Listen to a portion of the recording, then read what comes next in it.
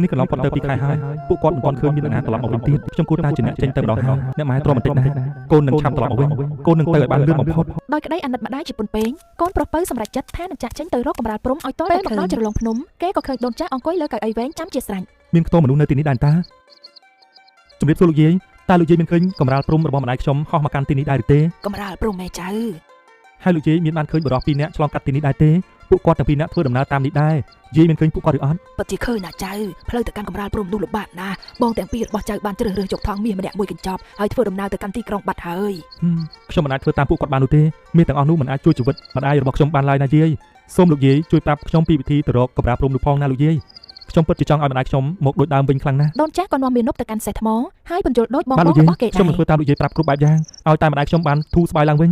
មានុបក៏លោតឡើងលើក្នុងសេះថ្មហើយបោចសក់ខ្លួនឯងមួយដៃទៅដាក់លើក្បាលសេះថ្មភ្លាមនោះសេះថ្មក៏ប្រែមានជីវិតយ៉ាងអស្ចារ្យ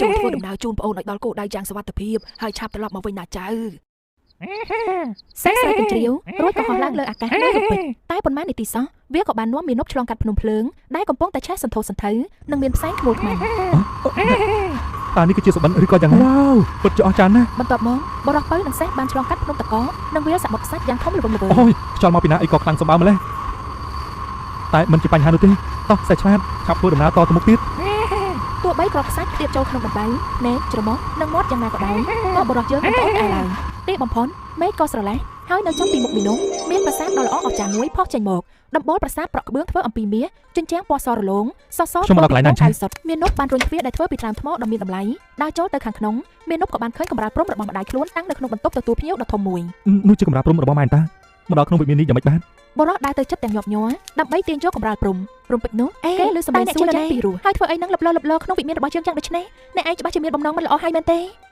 ទេខ្ញុំបាទគឺខ្ញុំមករកកម្រាលព្រំរបស់ម្ដាយខ្ញុំព្រោះវាជាជីវិតរបស់គាត់បើខ្ញុំមិនយកវាត្រឡប់ទៅវិញគឺម្ដាយខ្ញុំនឹងស្លាប់ជាមិនខានទេមានរឿងបែបនេះផងឯងម្ចាស់អូនតែធីតាក្មេងជាងគេដែលពាក់ស្បៃពណ៌ក្រហមនេះចេះបើបែបហ្នឹងមែនពួកខ្ញុំសុំទោសអ្នកផងនេះមកពីពួកខ្ញុំមិនបានដឹងតែសូមអ្នកទុកឲ្យពួកខ្ញុំបាក់តាមគំរូនេះផងហើយពួកខ្ញុំសន្យាថានឹងប្រកល់ជូនអ្នកវិញនៅថ្ងៃស្អែកបរិះក្មេងរីករាយជាពន្លឹងដោយរកឃើញកម្រាលព្រំនឹងបានជួបទេពធីតាដែលមានរូបសម្រស់ស្រស់សោភ័ណនាងពិតជាស្អាតណាស់ណែមីនុំតើនាងយល់ព្រមតាមសំណើរបស់ពួកយើងទេហេតុអីក៏ឈរថ្មឹងមិននិយាយអ្វីសោះអញ្ចឹងមានុបក៏យល់ព្រមតាមសំណើនេះទេពធីតាពៅបានយកថ្នាំមកព្យាបាលរបួសនិងយកអាហារឲ្យគេបរិភោគទំនងម្លេះបើម៉ែនិងបងបានឆៃអាហារដ៏ឆ្ងាញ់បែបនេះគឺពិតជាប្រសើរណាស់បរិភោគចំណីសួរនិងភេសជ្ជៈដែលធ្វើពីទឹកដមផ្កាដ៏មានឱជារសបែបនេះពីមុនមកទេធីតាពៅសម្លឹងមើលមុខមានុបក្បាលឆដែលកំពុងតែលំហេតុអីក៏បរិះដ៏សាមញ្ញម្នាក់នេះមានរូបរាងសង្ហានិងមានចិត្តក្លាហានហ៊ានធ្វើដំណើរកាត់ឧបសគ្គជាច្រើនដើម្បីតែកម្រាលព្រំមួយផ្ទាំងនេះទៅវិញតែស្អែកនេះគេត្រូវត្រឡប់ទៅវិញហើយយើងគួរធ្វើបែបណាទៅភ្លាមនោះព្រះនាងក៏នឹកឃើញគំនិតមួយហើយក៏ប្រញាប់យកអំបោះសូននិងបញ្ចូលមកប៉ាក់រូបនាងអង្គុយនៅក្បែរមាត់បឹងចាប់ការលើកម្រាលព្រំនាងក៏ចូលសម្រាប់លុះព្រឹកឡើងទេពធីតាពៅបានមូក្រមាព្រំយ៉ាងផ្ចិតផ្ចង់រួចព្រះរបស់មានុបវិញពួកខ្ញុំបានប៉ាក់តាមគំរូនេះរួចហើយសូមអ្នកធ្វើដំណើរដោយសុវត្ថិភាពណាបាទអរគុណអ្នកនាងទាំងអស់គ្នាណាស់ដែលបានមកមើលថែកម្រាលព្រំនេះបានយ៉ាងល្អដូចនេះបរោះពៅអរគុណដល់ទេពធីតាទាំង3ហើយចាក់ចេញទៅប៉ុន្តែគេមិនភ្លេចក្រឡេកមើលទេពធីតាពៅជាចុងក្រោយឡើយហើយនាងក៏ញញឹមតបទៅគេវិញដែរស្នាមញញឹមដ៏ស្រស់ស្អាតអើយខ្ញុំមិនចង់បែកពីនាងសោះគេជាប់ចិត្តនៅទីនេះខ្លាំងណាស់ប៉ុន្តែម្ដាយមានជំងឺកំពុងរងចាំដូចនេះគេត្រូវបង្ខំចិត្តត្រឡប់ទៅវិញជាប្រញាប់តែ3ជំហានសោះសេះបាននាំមានុបមកដល់ផ្ទះដូនចាស់សក់សដែលកំពុងអង្គុយចាំមានុបត្រឡប់មកវិញទៅលើទីចៅមិនចាំបាច់ប្រើសេះរបស់ជ័យទៀតទេហើយជ័យនឹងសងសក់ក្បាលទៅចៅវិញបាទលោកយាយនេះចៅយកស្បែកជើងនេះទៅពាក់ទៅវានឹងនាំឲ្យចៅត្រឡប់ទៅវិញបានយ៉ាងលឿនហើយសុវត្ថិភាពផងបាទអរគុណណាស់លោកយាយឆាប់ពាក់ទៅចៅម្ដាយឯងកំពុងតែរងចាំតែសោកស្បែកជើងភ្លាមមានុបក៏បានមកដល់មាត់ទ្វាររបស់ផ្ទះពិតជាអស្ចារ្យមែនកូនម៉ែមើលនេះណាខ្ញុំបានយកកម្រាលព្រំមកជូនម៉ែវិញហើយភ្នែកជិះពេលក៏លេចឃើញកម្រាលព្រំភ្លាមភ្នែកទាំងគូរបស់គាត់ក៏មានពន្លឺចិញ្ចែកឡើងវិញកម្រាលព្រំដួងព្រលឹងម៉ែបានមកវិញហើយម៉ែមកវិញហើយពិតជាអស្ចារ្យណាស់ពិតជាល្អណាស់អ្នកម៉ែបានធូរស្រាលហើយពិតមែនហើយកូនការប្រឹងប្រែងរបស់កូនពិតជាបានផលមែនម៉ែអរគុណកូនណាស់បាទម៉ែឲ្យតែអ្នកម៉ែបានធូរស្បើយកូនមិនខ្លាចនឹងធ្វើវានោះទេអ្នកទាំងពីរក៏លាកម្រាលព្រំលាតសន្ធឹងពេញវាលស្មៅទេសភាពនេះពេលនេះស្រស់ត្រកាលខ្លាំងណាស់កម្រាលព្រំកម្រាលតិចតិចតាមចំណូលខ្យល់ផាន់នឹងនៅតែលាទៅមុខរហូតរំពេចនោះស្រាប់តែមានផ្សែងពណ៌សពេញផ្ទៃមេឃភាយចេញមកពេញប៉ាក់ពីវិញផ្ទះកើតអីនឹងកូនហេតុអីក៏កម្រាលព្រំនេះដូចជាចម្លែកម្លេះម៉ែភ័យណាស់កូនមានអ្វីកើតឡើងនឹងណាខ្ញុំក៏មិនដឹងថាមានរឿងអីដែរម៉ែពិតជាអស្ចារ្យមែនម្ដាយនិងកូនប្រុសពៅឈរនៅកណ្ដាលសួនច្បារចំពីមុខភូមិគ្រឹះដ៏សែនស្អាតមួយខ្នង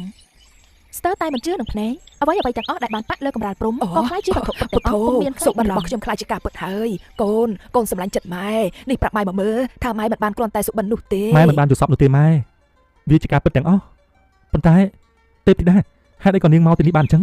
គ្រប់យ៉ាងនៅទីនេះសុទ្ធសឹងតែជាការពិត ជាពិសេសមានទេពធីតាស្មៃពណ៌ក្រហមអង្គុយនៅក្បែរមាត់បឹងទៀតនេះមិនមែនជាសុបិនទេមាននប់បានឃើញព្រះនាងពៅដែលខ្លួនបានចាប់ចិត្តតាំងពីបានឃើញនាគ្រាដំបូងព្រះនាងពៅក៏ដើរទៅរកមាននប់រួចនិយាយថានេះមិនមែនជាសុបិននោះទេខ្ញុំក៏ដូចបងដែរគឺមិនចង់ឃ្លាតពីបងឡើយអញ្ចឹងហើយទើបខ្ញុំបាក់រូបរបស់ខ្ញុំនៅលើកម្រាលព្រំរបស់ម្ដាយបងឥឡូវនេះរូបក្នុងកម្រាលព្រំខ្លាចជាវត្ថុពិនហើយរូបខ្ញុំក៏ខ្លាចជារូបពិតមកដល់ទីនេះដែរ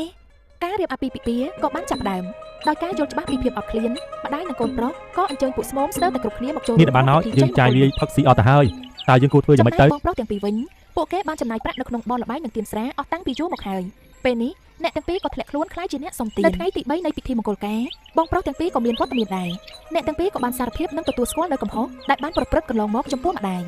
ខ្ញុំពិតជាដឹងកំហុសហើយណាម៉ែទ្រព្យទាំងនោះវាធ្វើឲ្យខ្ញុំសប្បាយរីករាយបានតែមួយគ្រាតែប៉ុណ្ណោះពួកខ្ញុំពិតជាបានប្រព្រឹត្តកំហុសដ៏ធំណាស់បងអូនប្រុសឲ្យបងសុំទោស បងប្រុសពៅអភ័យទោសឲ្យពួកគេដោយគ្មានការខឹងសម្បារឡើយ មិនអីទេបងខ្ញុំមិនប្រកាន់ទោសបីបងទាំងពីរនោះទេ